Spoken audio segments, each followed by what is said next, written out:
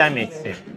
Və həqiqətən də əgər Allah Taala bir qulu üçün xeyir istəyərsə, onu xeyirli əməllərə müvəffəq eləyər.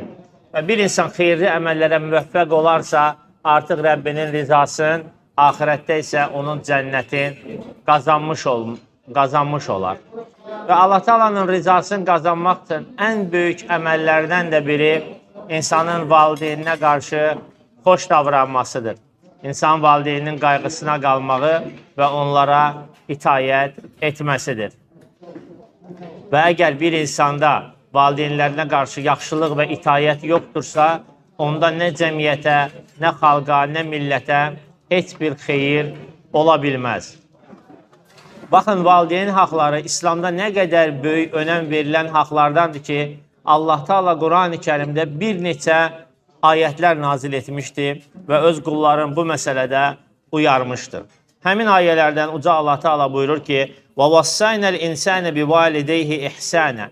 Biz insana valideynlərinə yaxşılıq etməyi əmr etdik. Biz insana valideynlərinə yaxşılıq etməyi əmr etdik.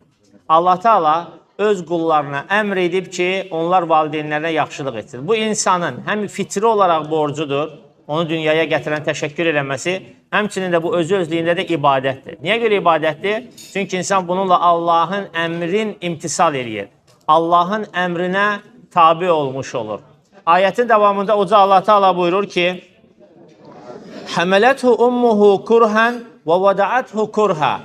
Və anası onu çətin bir vəziyyətdə bətnində daşımış və çətin bir vəziyyətdə isə onu dünyaya gətirmişdir.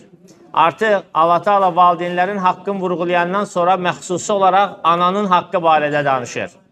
Çünki ananın haqqı atanın haqqından daha çoxdur. Ananın haqqı daha böyükdür. Və Abdullah ibn Abbas adında Peyğəmbər sallallahu aleyhi və səlləmin böyük sahabələrindən biri var.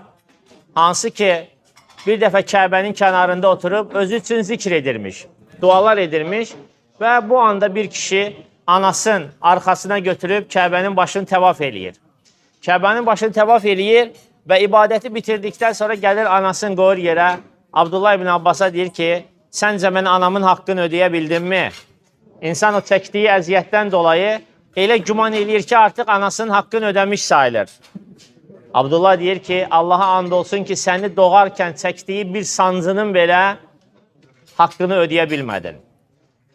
Ona görə ananın haqqı ödənilməz bir borcdur.